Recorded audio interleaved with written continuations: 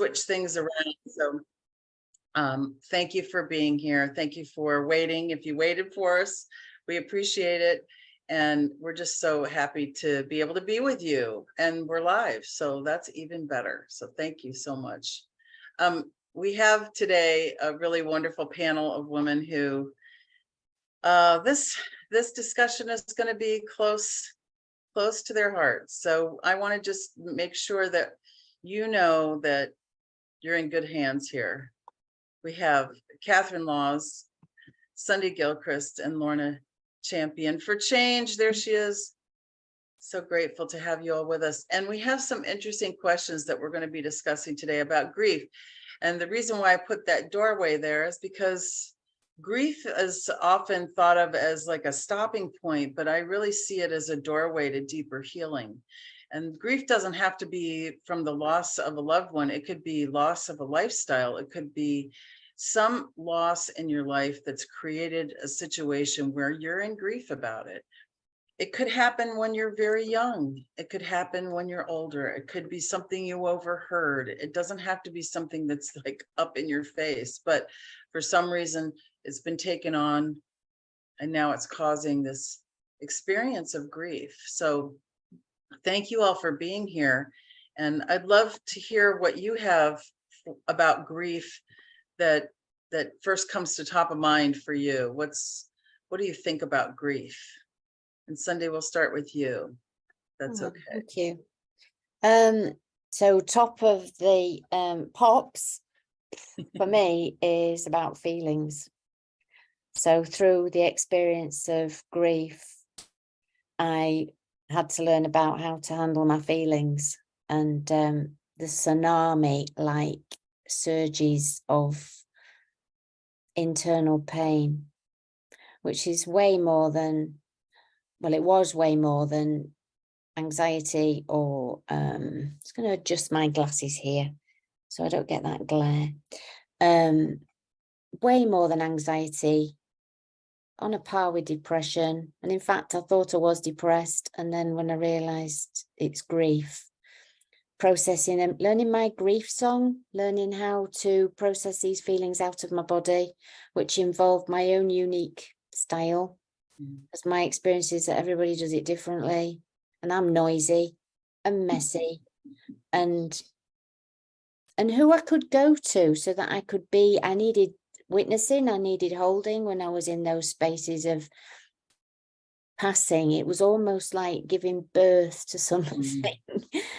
Hence the doorway, right? This is the big doorway. Exactly. You need a doula to help you with your grief. You need someone standing by holding that space for you. That's awesome. Thank you.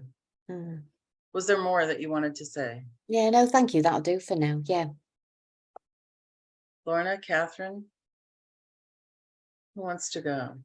Oh gosh, I can really only sort of explain in terms of the first major grief in my life, but it affected all my family when my father died, and none of us knew what to do, and so in a way we couldn't even help each other, and finding someone out there to help just wasn't around at the time. So I suppose in a way it was all just pushed down and life carried on. So it wasn't processed, you know. It was painful. I mean, it's obviously extremely painful for my mother, but you know, it none of us knew how to deal with it. And I think a lot of times people turn to their church or their clergy, and they often don't know what to do with it either. No, actually, that was when I switched off religion. Yeah, completely. Because if the person that you go to doesn't know, they don't know what to do, then they feel like there's nothing to do. There's nothing that you can do. Yeah, that makes it doubly sad. Lorna, how about you? What comes to mind with grief for you? Thank you. Yeah, I mean, both Sunday and, like you said yourself as well, Tanya, about the portal. I knew nothing about that, and even like Catherine said of her dad, it was my grandfather. That was the first, but I didn't even know what grief was. And Sunday, you mentioned about the feelings. That was when my grandmother actually slapped me. she, you know, because I was hysterical. And then it's back to that. I had to do that for your own good because you were hysterical. And, you know, and I was like, okay. And then you're given the option to go to the funeral. And I was like, no, because I know I'm going to be hysterical, so I can't go. I'm not going to go. And then hearing that my best friend, I was 11 at the time, and also started menstruating at that same age as well. So there was two big things happening for me at that age. So, but I didn't know what grief was. I hadn't a clue. I just knew that I wanted to start screaming at that point. You know, I just wanted to be hysterical. And then years later, you find out, and that's how the women in the village used to actually deal with grief. That's what they did. They called it keening in the north of Scotland. They called it keening, where they would just sit and they would rock and they would wail. And that was their way of shifting it through the body. And it wasn't until I was in my 40s that I knew I could name these feelings. Yeah. Yeah. It's all about feelings. You know, It's like, yeah, in my mid 40s before I could actually name something as grief. Yeah. Yeah. it's quite intense to have these feelings, especially as a child, and not have any way to identify them. When I'm doing healing with my patients and clients, we're naming those feelings, we're tapping on them, we're breathing with them, we're doing all these things physically that change what our physiology is doing. And every single feeling that you have ever had creates your physiology. It creates how your body's working. So when these things go unacknowledged, when they're told they're wrong, when they're submerged, then that causes even greater problems as you grow, because your body is not letting go of it. So we always talk about acknowledging, owning, and honoring our feelings, which is something that I think should be taught from a very young age, because we're starting to understand that now. And the feelings part of it goes right along with becoming a mature, self-actualized person, to be able to experience your feelings and know that it's okay. For me, the grief was as a result. I had grief earlier in my life, but the main thing that I grieved about was the stillborn son that I had in 1994. It was very, very sad. I mean, everybody tells you there's nothing worse than losing a child. And I just thought, okay, well, I'm being hit over the head with a 2x4 of harsh reality. I better pay attention to what's happening here, because as a healer, I need to watch what's happening. I need to observe this and see it, but I also need to feel my feelings.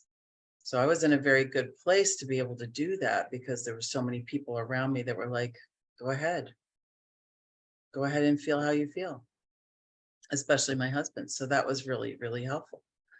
But let's talk about some of these questions we have. Oh, I love this one, Sunday, that you have. What does it take to be a good griever?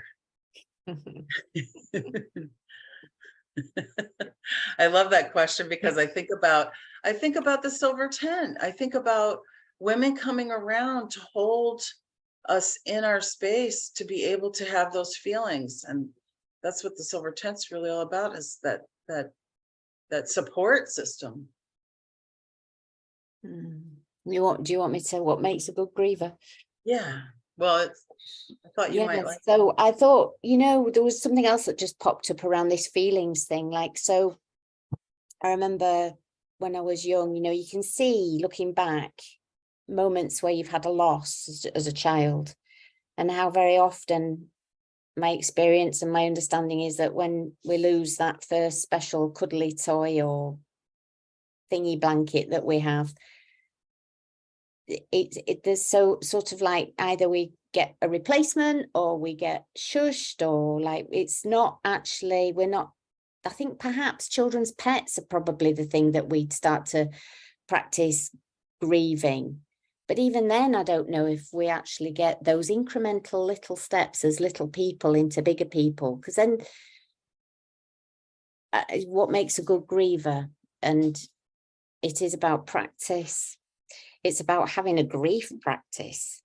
And I know that sounds a bit like odd, but I think it's worthwhile practicing feeling the emotions, maybe even revisiting some of, you know, when I've got that sense of unease, feeling a little bit like I need to cry, because as we get to this age, I feel I've got lots of griefs inside. They're squirreled away somewhere inside me, and sometimes I'll read something, or I'll smell something, or I'll see something. Smells are incredibly evocative into stirring the feelings. So for me, it is about getting in touch with feelings and having a grief practice, and journaling and writing, and reaching out to people who you're on perhaps a grief journey with, you know, having a community of grievers, people who can talk about loss and death, and not shy away from those difficult conversations. So there's probably more. And you were adding, you know, the silver tent, somewhere where we can go and share what's going on in our lives. Even though it's online, it's still a space where we can witness ourselves speaking about our loss. So yeah, what makes a good griever for me is for me to remember that actually there's loss most days. And if I can recognize that, so it doesn't become this big carbuncle that I'm carrying around, and then it'll explode and all over me and wipe Absolutely. me And out. everybody around you, and that Yes. has to deal with that too. And oh, look, there she goes again, kind of thing. Mhm. Yeah. And I think Lorna mentioned that, you know, keening is not just there, it's all over the world. People do that. So that whole idea of being able to move it out and being in that group of women who are doing that. This is something that I know that Francesca was really empowered by women coming together, because that's the way we handled grief in the past. Mhm. And then we isolated ourselves from each other. And so we don't have that so much. So, Lorna, what do you think about that? Is this about good grieving? Yeah. What makes Yeah. a good griever? Yeah, well, you know, this is just my personal preference, would be to do that bawling, and like you say, have people there to support you while you're doing that. And I liked what you said there, Sunday, as well, because like I thought of Eckhart Tolle when he talks about exiting the pain body, and every day, like every night we exit the pain body, and then, well, we'll reinstate it again the next morning or not. So yeah, it's like, but so it's just every day. I've been thinking about this since we decided to do this talk, and you know, I was just thinking of different people. Everybody's different anyway, and I thought this woman that was in a group I was in, where she'd cry every week for about 6 years about the death of her dad. It was just once every week for 6 years, and that was her way. But I felt that for me, I would have to, when my dad died, I took off in a car, and this was good grieving for me. I just went off in the car for 3 weeks off work. You got 5 days compassionate leave.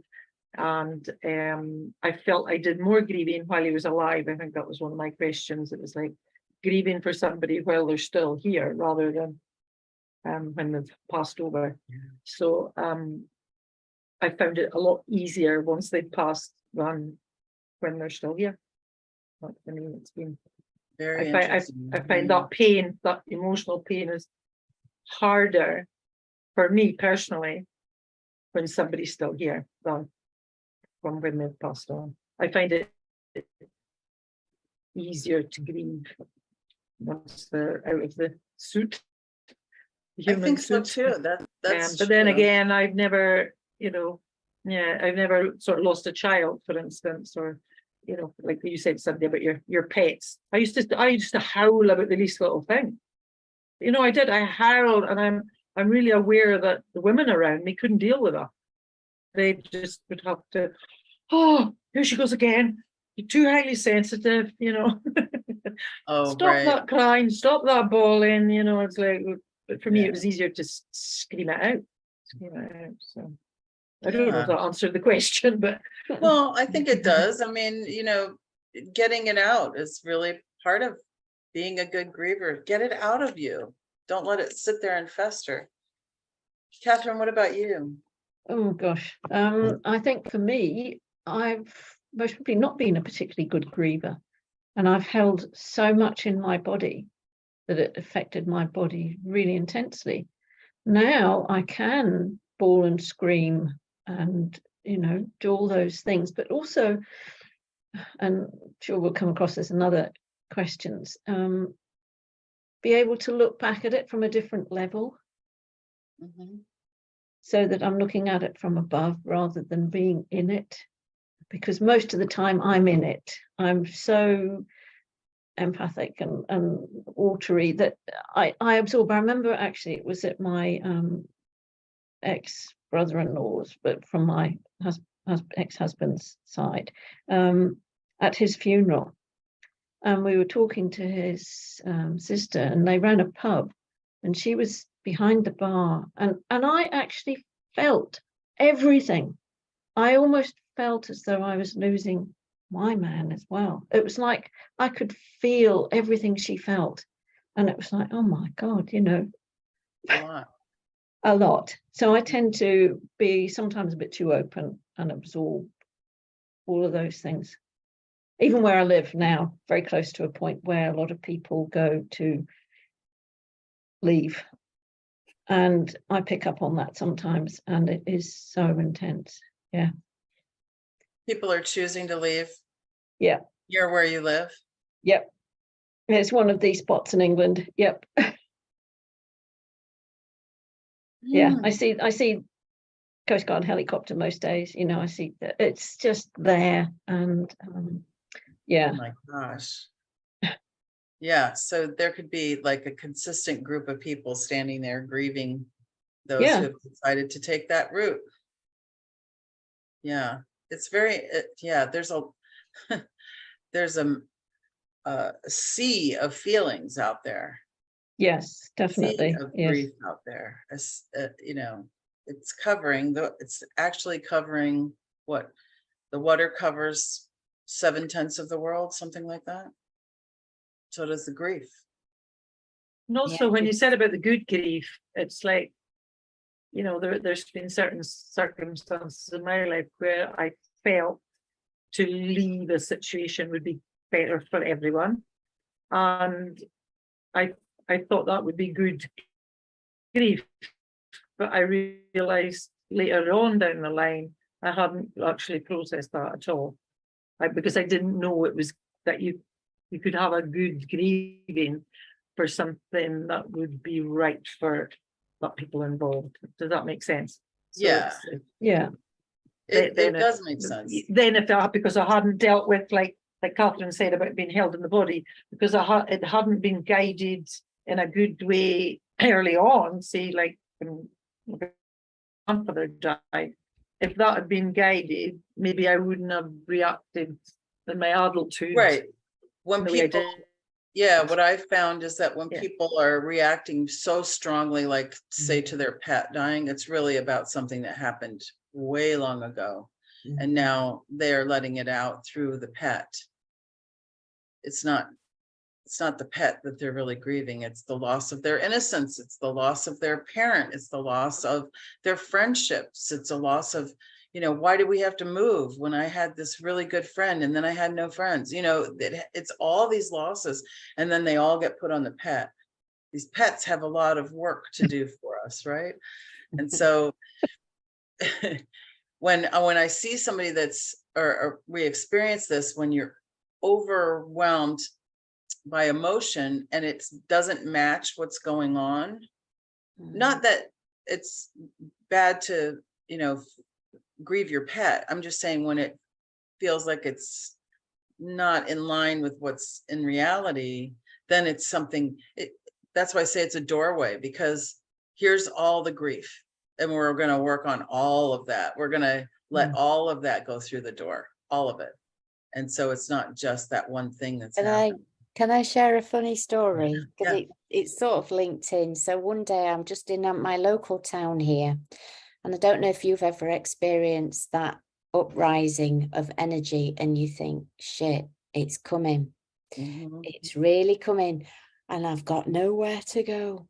So I raced to this place called the Healing Centre, where I just started to be participating in people's offerings there. And I pressed on the bell, and the owner came, and she said, "What is it? What is it?" And I said, "I just need somewhere to, I'm going to burst into tears, and I'm going to be really noisy, and I just need somewhere."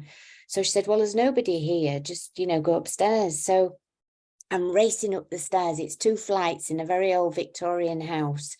And that everything's just about to come out of here, like in this roar. And I pull back the door, and I've obviously made a load of noise. And there's a Pilates class in there all looking at me. So I shut the door quickly, raced downstairs, and somebody else in another room said, "No, you can't go in there, you can't go in there." Anyway, I went into what is known as room 4, which is the smallest room, and there was a big pile of cushions there, and just buried my face into these cushions. And I do know that that was the only time that I got caught on the hop like that, knowing that this tsunami was just needed to come. And I was amazed at myself, how I got so in tune with this. And I had this little vision in my head, you were talking about seeing it from above, Catherine. Well, I could sort of see me processing grief in the moment, sort of from above. And there was times when I didn't have a clue why I was doing this. It was linked with menopause. It was loss of my children, adult children, to estrangement.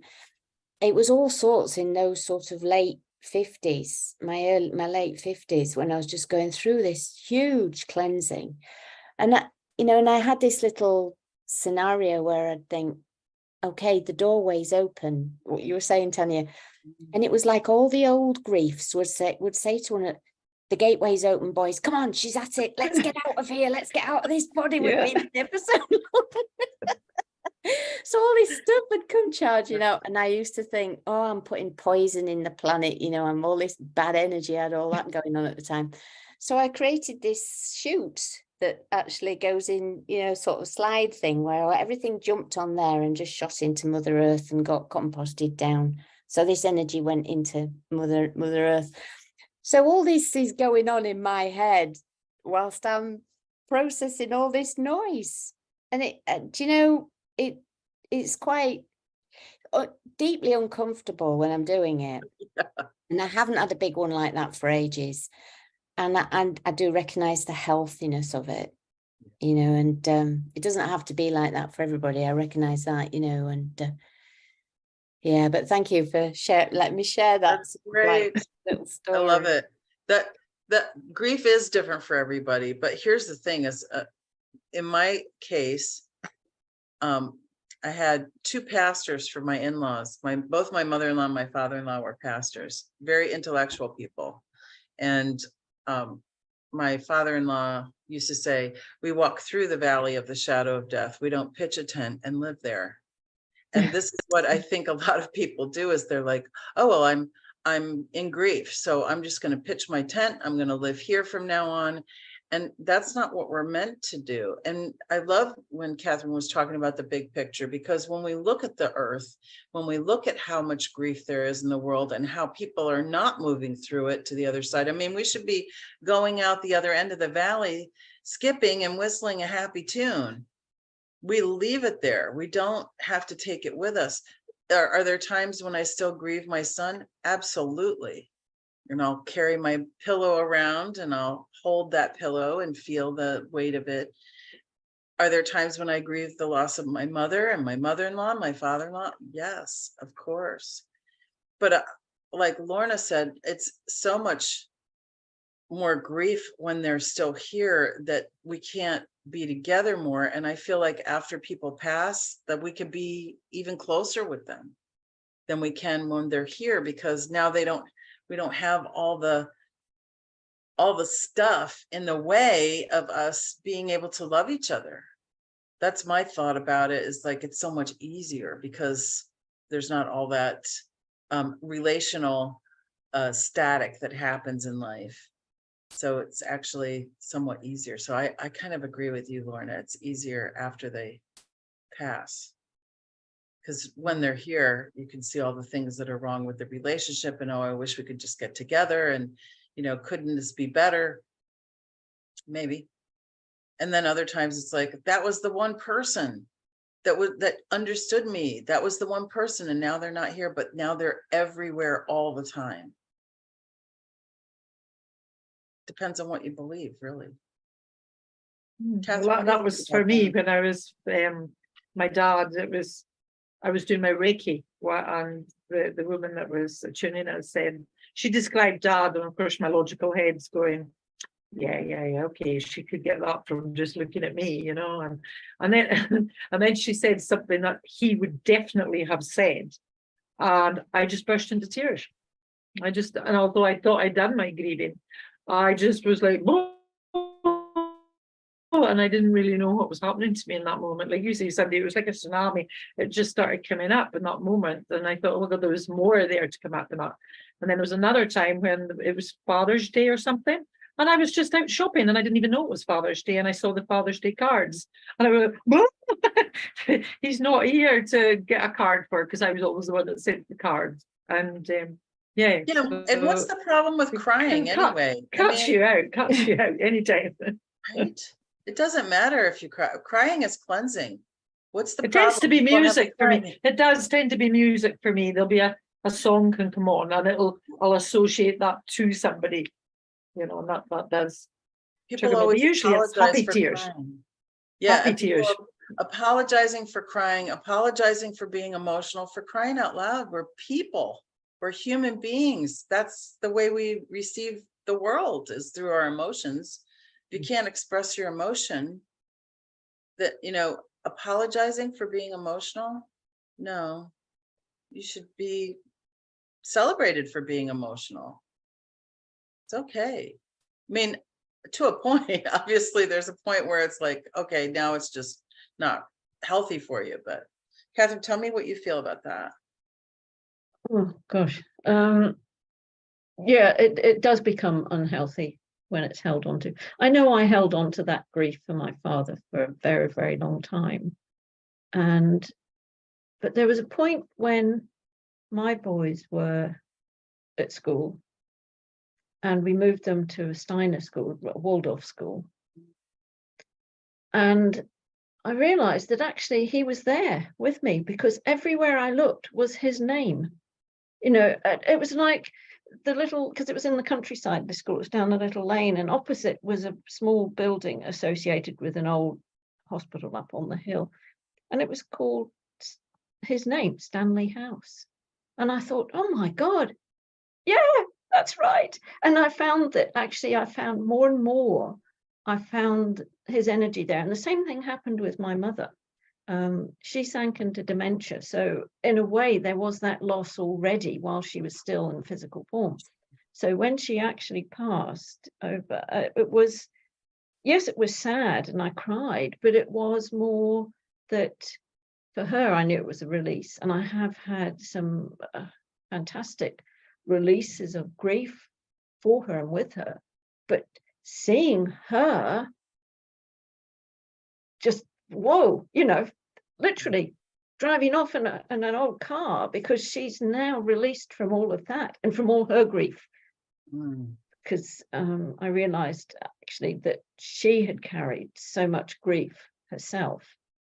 And that was one of my questions, this generational that's what grief. I wanted to ask you about. Like, Yeah, tell me the about that, generational grief. Well, both my parents lost their fathers when they were young. Mm. Both their fathers had fought in the First World War. My father's father was injured, not from fighting, but he was injured in an air crash, a head injury. And unfortunately, he took his own life when it became too much.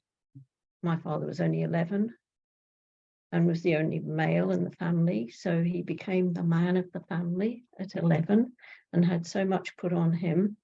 And of course, then was of fighting age during the Second World War and went through all of that and fought in North Africa, one of the bloodiest, biggest battles and all of those things. Never talked about it.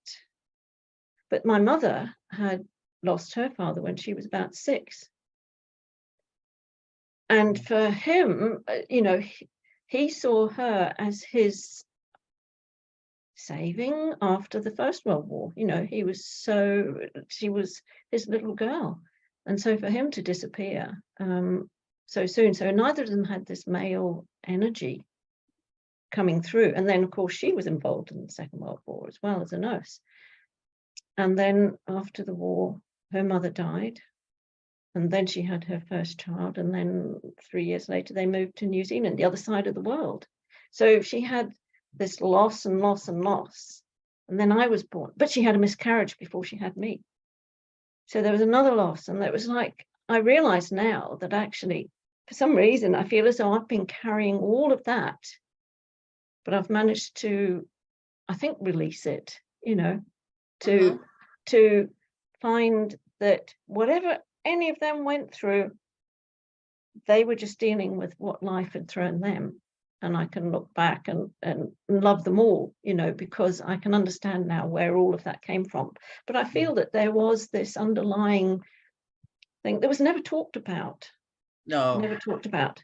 No, and my mother had married during the war and her husband was killed 2 weeks later. So, you know, it's like, oh my God, I can't, you know, I don't want any more, you know, it's like, oh. So much. So I think generational ones, you know, grief can carry out. We can call it trauma, but it is grief. Yes, it's definitely trauma and grief. It's and both. grief. Yeah. Yeah.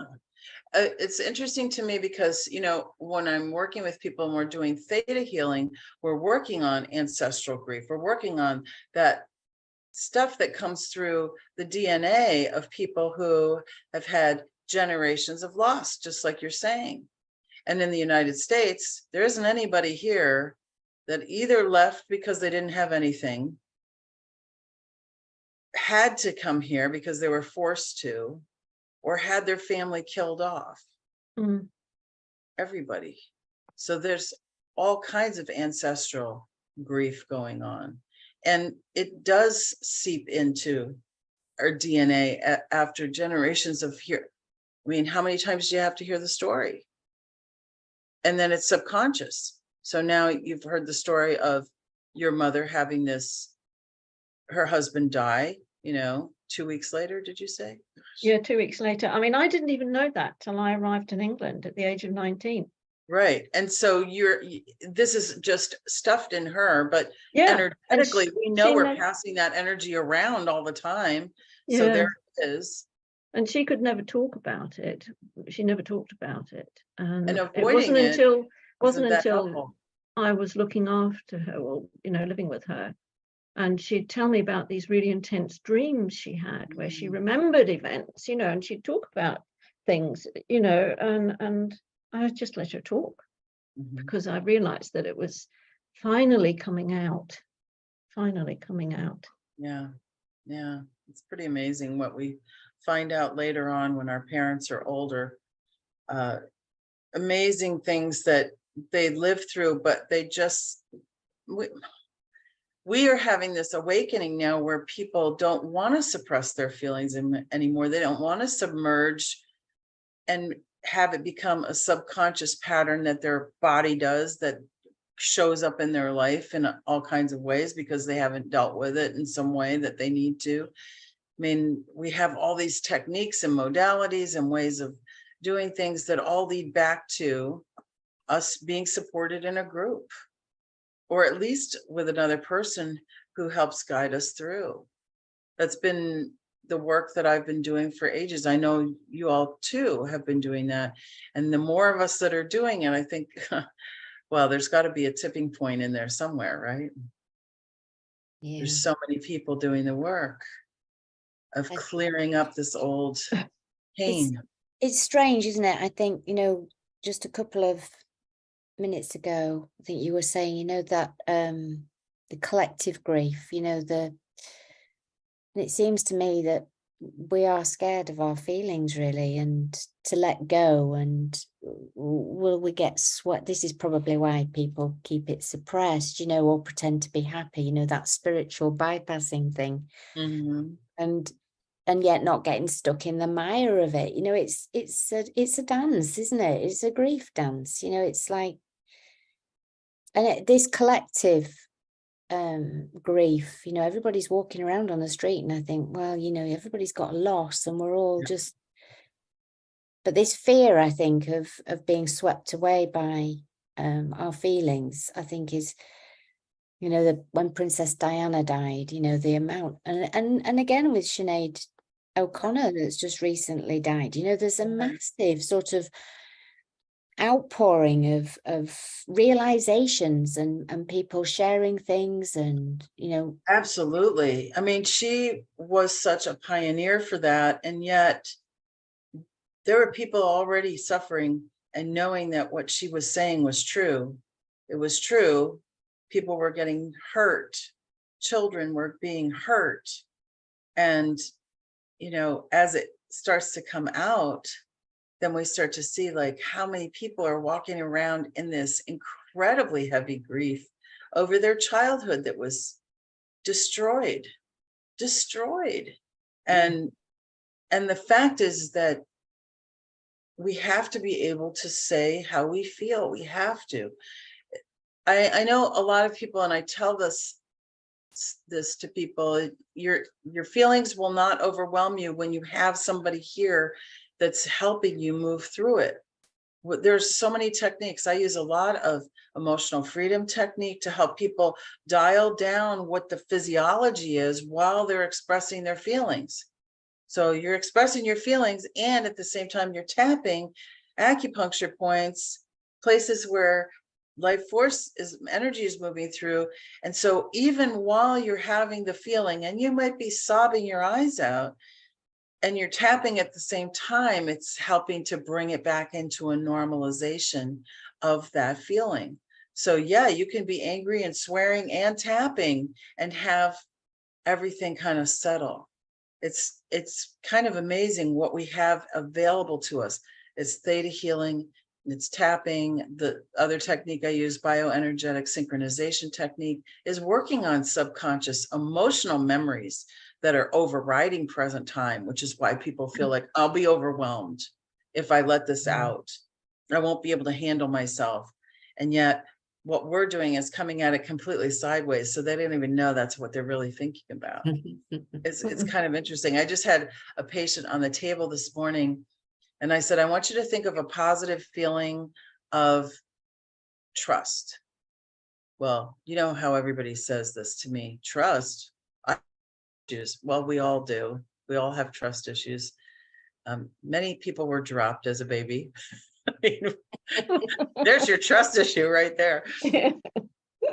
But I asked her to think of a positive feeling of trust, and she couldn't do it.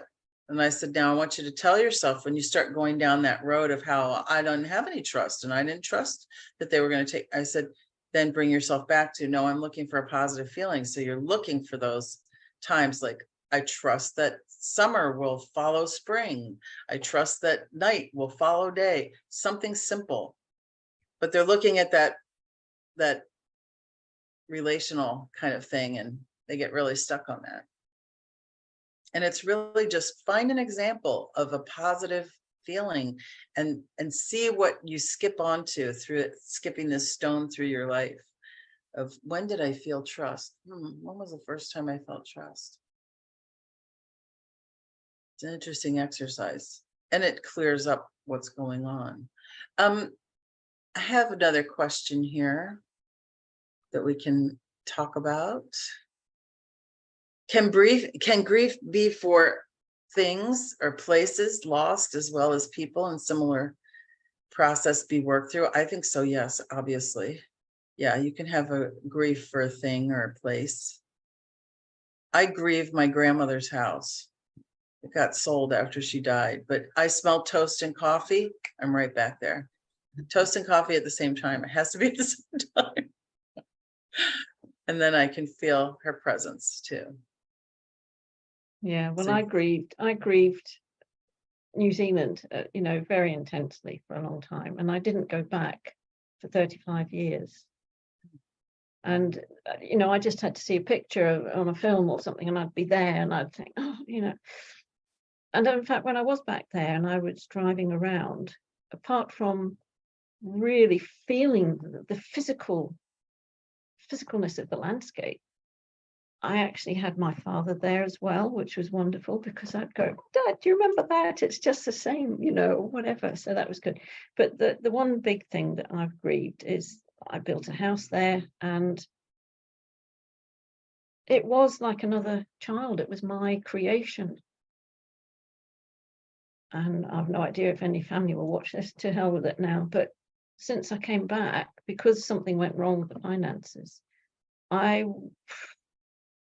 it was like it was just so awful that it's never talked about. It's like, oh, that was just such a bad mistake. You can't. So I've never actually been able to sort of process the fact that, yeah, I did this. Yeah, this happened. But actually, you know, it wasn't the end of the world. So, you know, it's a place and a thing. And I've been trying to grieve it, and somebody just says, "Oh, we don't want to go. You're selfish, you know, whatever." And yet it wasn't. No, I wouldn't you have minded it. I wouldn't have minded if they just said you're bloody stupid or whatever. But acknowledging that actually it was something you real. created it Yeah, out of your creation, out of your mind. yeah, It's very similar to having a baby that doesn't live. I Yeah, created this baby, and I had one person that brought a balloon to the memorial service that said it's a boy. She acknowledged that I had a baby.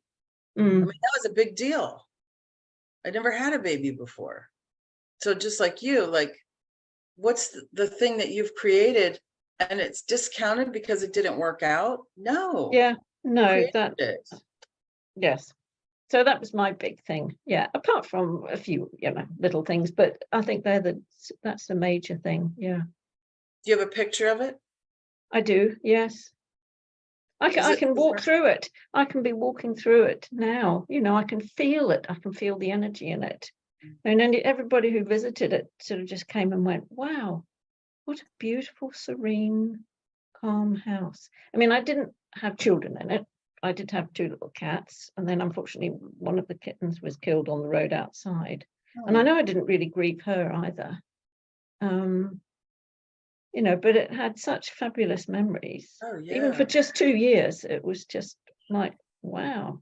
Doesn't matter how long. No. It's what was in it, and that was you that was in it. Yeah, It was totally. Yeah. yours.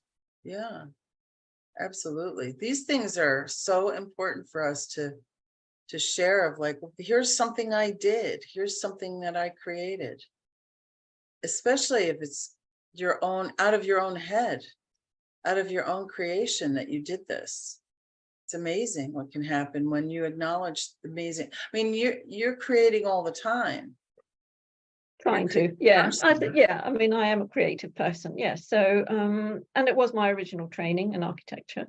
So in a way it was, because I gave up architecture a long time ago, it was my true output for that part of my creative journey. Absolutely. It was my swan song of it, in a way. I always remember my uncle, who was an architect, who uncle-in-law, you know, he wasn't blood relation, but he was an architect, and he always used to talk about that feeling. And I thought, wow, that was wonderful, you know. But to have just had acknowledgement that, yeah, this may have gone wrong, whatever, but what you did was bloody fantastic. Yeah. I think my own younger son's the only one who's ever done that. All the rest have just said, "Oh, you were, you know." Don't listen to them. So I've decided I'm not going to anymore. No. Yeah, please. I mean, what didn't one of you post recently that it was, you know, be around people that celebrate you and support you? Yep. Don't be around people that criticize and tear you down. There's nobody that has to say, you're not required to have those people around you. If you have them around you out of obligation, quit it right now. Quit it right now. Only have people out of love. There's a lot going on there. You're bringing up some memories for me here, because I'd forgotten about, you had said, Tanya, about the, you know, people wheeling over an animal. And then, Catherine, you mentioned you had 2 cats. I'm like, oh my God, when I first got married, I was living on my own in this house, and I hated being on my own. And so I got a cat. I got a kitten, and the kitten came everywhere with me. It would come in the car, and I'd take it over to my mother to babysit for this kitten while I was going to work, because I didn't want to leave it in its own house. And eventually, my mother's like, "Come on, Lorna, you've got to, you've got to let this cat go and fend for itself and stuff." And I ran it over. I did. I ran the poor cat over because, and I didn't know I'd run it over. I blamed the next door neighbour. But when I saw it lying dead in the road, I totally flipped out, freaked out, and running home to my mum. And my mum, or I phoned my mum, and she came over, and she said, to my dad, "Do not mention cat when Lorna comes here. Please do not mention the cat." And as soon as I walked in, Dad just looked at me and went, "So you killed the cat then?" And started laughing at me. And I was just like, "Whoa!" I had to stay away from that home for 2 weeks because I couldn't bear to go back, because I had run over my poor cat. The cat wasn't scared of cars because I took her everywhere in the car. So she came running out to greet me, and I didn't even notice that I had run her over. And I forgot all about that until you mentioned cats here, Catherine. And I was thinking about what you said, Tanya. And then there's been another couple of memories coming up. And I remember women in the village dressed in black, always. They didn't come out of black up from the war, the Second World War. They were just, but I was told to stay away from one of them because they said she was a witch. And it's like, she probably had a spiritual awakening and of some sort. And they Probably thought she would have was a been your witch. best friend. Yes. Well, she gave me sweeties, and I was told not to take sweets from her, but I just, I know as a kid, I thought she was great. But it was that morning that when they went into black, they had to stay there, and they couldn't remarry. They'd have to stay in mourning. So these memories have just been popping up while we've been sitting chatting as well. So quite interesting. And I suffered with chronic homesickness when I left home, but I don't believe that's what it was. I'm going to sit with this after we go off the call, because I'm like, oh, that's weird. Because when we moved first down here, I was just beside myself. And every time I'd actually get physically sick leaving home. And this is the part of the world I've always craved and grieved for whenever I went anywhere else. It's a strange one. And then my daughter's just back from New Zealand, and she's wanting to come home, and I don't know, it's just this part of the world, and yet I open up my curtains every morning and go, the weather again, I need to move. And then I think, would I be able to move? Because I've just grieved every time I've left this place to go anywhere else to live. I've lived in Yorkshire, I've lived in Germany. It's like, no. Yeah. Weird. That's happened to me too. I moved from the Jersey Shore, where the beach was 3 blocks from my house. The bay was 3 blocks from my house. I moved away, and every day I would get up and look at the sun coming up in the east and go, I know what that looks like over the beach. I know what that looks like over the beach, and would have that in my head. I know what that sun coming up looks like. And it took me probably 9 years of living in our former house to say, when we came home from vacation, oh, I'm home. Because to me, going on vacation was going home, 1,100 miles away. And so it was like, this is not my home. This is just where I live. My home is somewhere. And now, they say you can't go home again. Well, you can't. It's not the same. It's changed. Yeah, I found I had to live in a different part of the country to the parts I knew. But that part of the country spoke to me as well, that this was where you need to be. And it was going home, and it was reconnecting, and it was finding out more about myself. Because I left it at quite a vulnerable age, 19. I wasn't an adult. Right. I hadn't experienced it as an adult. And I'd had a very intense year before, obviously losing my father. So, it was fantastic. And in fact, that helped me produce and have my most creative period. Beautiful. Yeah, transmuting it into something beautiful. Yeah, and so I'm now writing about it, or trying to. You're creating again, Look at Cotton. that. You're Yeah. creating again. Yeah, I grieved my childhood for a long time because at age 11, I was put into a situation that I should not have been put into. I was sexually assaulted at age 11 in a foreign country. And it was the turning point of my life when I look back on it now and say, yes, there's been many turning points. The birth of our son was one of them, of our son that didn't live. We have a son that did. He's 27. He's beautiful, very handsome. And but having that happen at 11 and going, oh, okay, I know what all this stuff is. And that idea of peeking behind the curtain before you're really ready to. And nobody knows, nobody asked, nobody found out, nobody even mentioned so what happened to you while you were there? Nothing. Oh, I had the same thing. Yeah, not having words to experience it. And it wasn't until I was in my 40s and I was like, oh, that's sexual assault. What happened? That was what happened. So having that happen and going, oh, now I get it. I've been doing all this work since my 20s to clear up things in my life. And now I finally get it, what that was. So yeah, sometimes it takes a while. And It then took me 50 years. Yeah. Yeah. And I was Before glad it came out. Yes. I was Yeah. glad that I had done all that work. Yeah. Mhm. And I was like, okay, now I can experience this. And I know how to deal with it in some ways, in other ways I don't, because 11-year-old Tanya didn't know.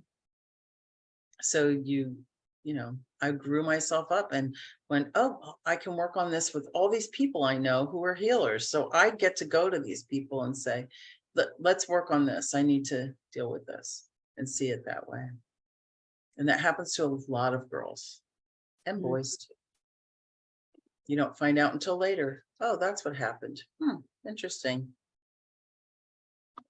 No wonder I had all this reaction and impetus to become a healer and do healing with people. There's something about ceremony as well. What you were saying, Catherine, about ceremony. And I've got a piece of work to do, visit my childhood home, and there's 70 acres that has held my childhood energy on, and at some point, possibly this year, maybe next, probably this year, is for me to go and do a ceremonial walk around those fields that I probably have stood or done something, driven a car or a vehicle or ridden on something or walked every little square inch of those 70 acres. And the buildings that I used to work in are now homes, quite high-end homes, there's a barn and a stable and a mistle, and it's strange seeing those houses become homes, where I used to like do lots of animal husbandry and mucking out and so there is a part of me to go and sort of like, I feel like I'm going to collect my childhood, and I don't quite know. It feels like I want to do something like have a bag and collect things. I don't quite know. But, and also I've got a friend who's shamanic, and take her with me, and so that we can walk this land together and discuss and share. And so it does feel a bit like some sort of pilgrimage. And you shared your house in New Zealand, Catherine, it sort of made me think, that same sort of a ceremony around it all, and I know that with my children, there's many a time that I've gone to the river, and these adult children who have distanced themselves from me, there's been some letting go ceremonies that I've, at one point I wanted to have a funeral, and it's not for them, but for the relationship, and putting roses onto the river and like doing that sort of ceremonial letting go, I think really helps with the grieving process, I think. Absolutely. Yeah, we've floated our son's ashes down a river. And actually this spring, my sister and I took my mother's ashes and mixed them in the sand at the end of the street, in the beach where we grew up, where she grew up. And having those rituals that we do really helps to bookend things for us. So I highly suggest that you do that, Cindy. That sounds like a great idea. Yeah, Beautiful. I did that with my mother's ashes. Well, half her ashes were taken back to New Zealand. Mhm, So they're with Dad. mhm. And then the rest sat here. And of course, then we had lockdown and all the rest of it. And nothing happened. And then having done this other work through her and through her parents and everything, it was like she said one week, right, come on, we've got to do it. It was like everywhere I went, I saw number plates with mum, you know, the letters mum, and even on the side of a bus. And it was like, well, okay. So I got up one morning and I went, and she lived in Eastbourne, but further inland, and I just went off and I went to up the downs on the hill above where she'd lived. And I arrived at the top and looked at my phone, not having a watch, and it said 11 o'clock. And I thought, great, okay. Then I went through and I scattered her ashes around. And after I'd finished, and it was really quiet, I walked back down through these trees and a little robin started to sing.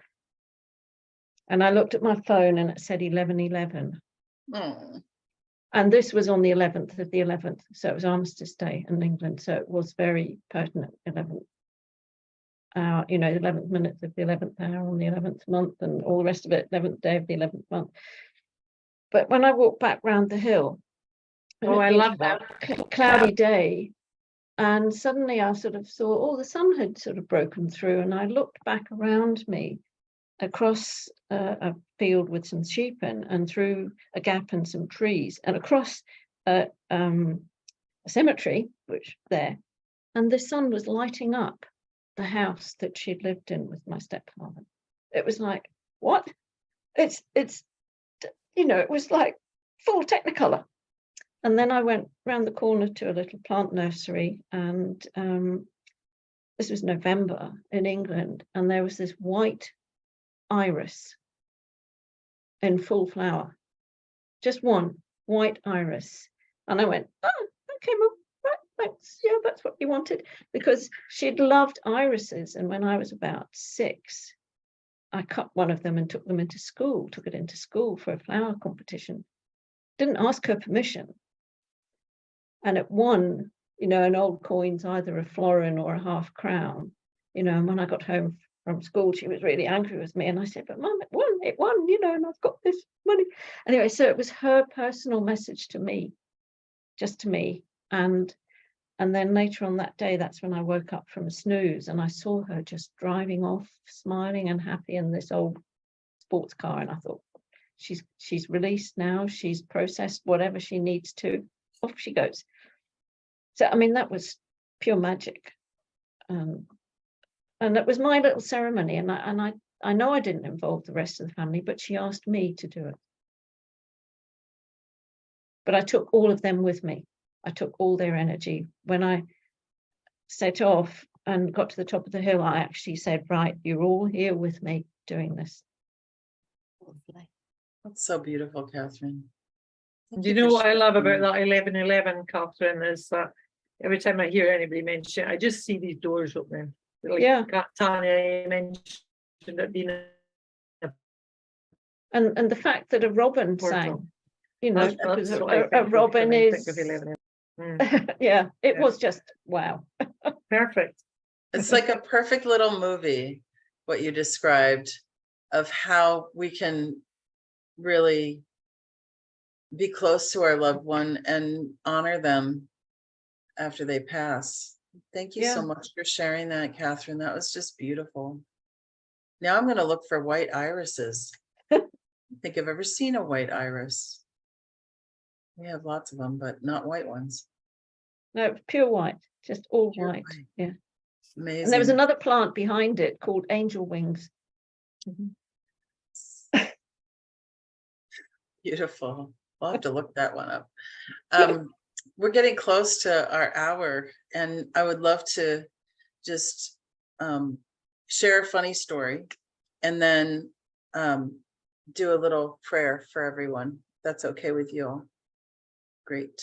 So the funny story is, we're having this terrible experience of losing our son.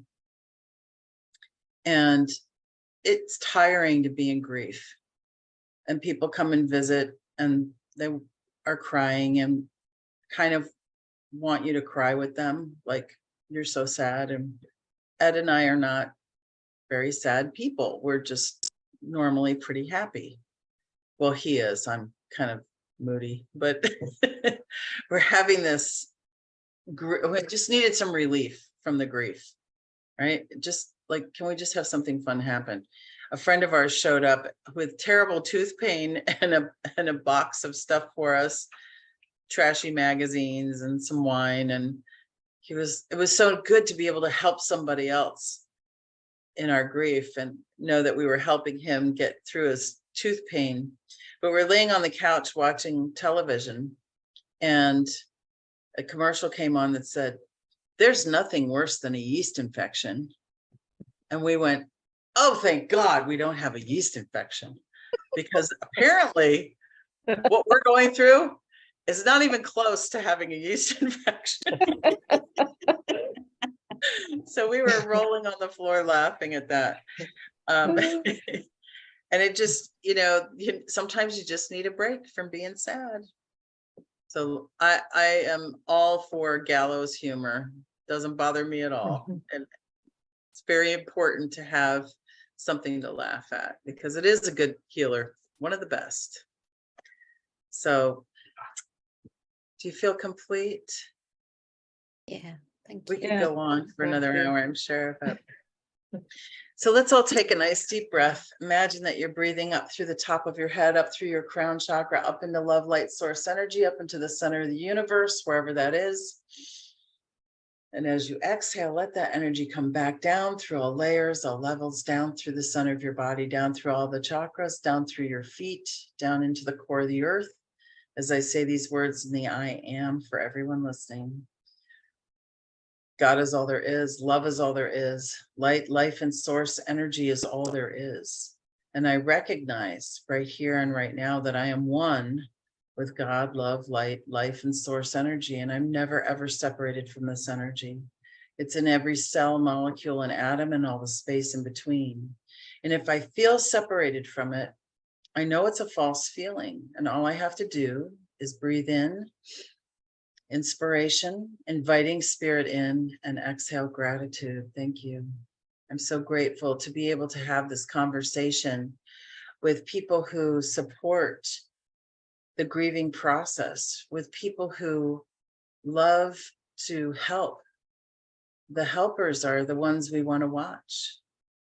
I'm so grateful to have this soft place to land in this supportive group, and with these women who share so easily and so openly what they've been through. And to know that we're never, ever alone. It might feel that way, but people do move on. They pass, and we're all going to do it. Can't be that bad if we're all going to do it. How bad could it be? So instead of judging it, I feel like maybe we could just count it all joy. And remember that the grief highlights what's good too. It actually gives it this beautiful contrast so that we could see what's loving, what's good, what's special, what's so delicious and comforting and comfortable in our lives. It's important to remember that we have both light and dark, and both are good, and both help each other move through our lives. As we walk through that valley, we don't live there.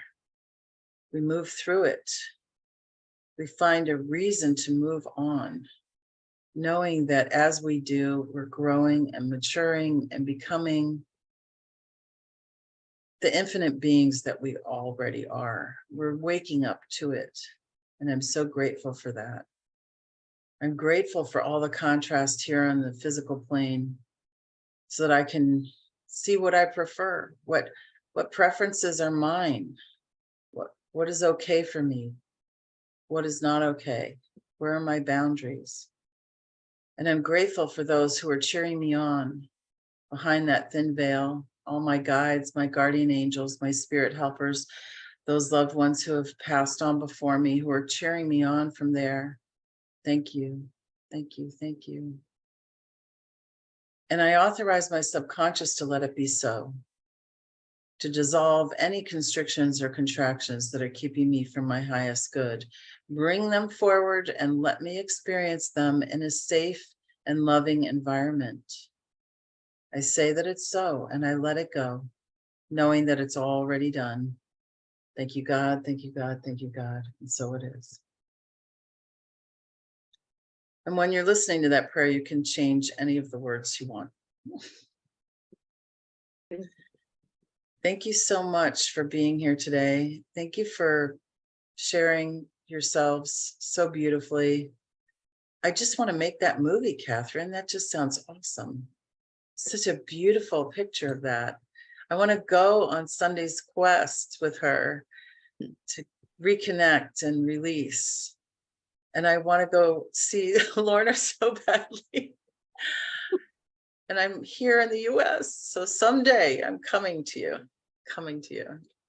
Thank you so much for being here. Thank you, thank you, thank you. You're so precious to me. Thank you. So, many blessings. Bye. Bye. Bye. I stopped the stream. Thank you. Oh, Thank you so much, Sunday. That was great. That was really great. I hope so. It was really beautiful. You guys just blow me away. I wish I could just have you as a little coven here in my house when people come in. My coven's coming. I'm creating one here with some healers that I'm working with. We're sharing healing, and they're all musicians, so we're sharing music too. So we'll have something for the silver tent soon, I think. I'm hoping. Thanks for doing this. Thanks for all of you. Appreciate it so much. Okay, and I'll send the recording to Fran and she'll upload it onto YouTube. Yay! and Yay. you're still Thank recording. you. Well, Thanks for am I still recording? Oh, you're Yeah. still recording. Yeah. Stop recording.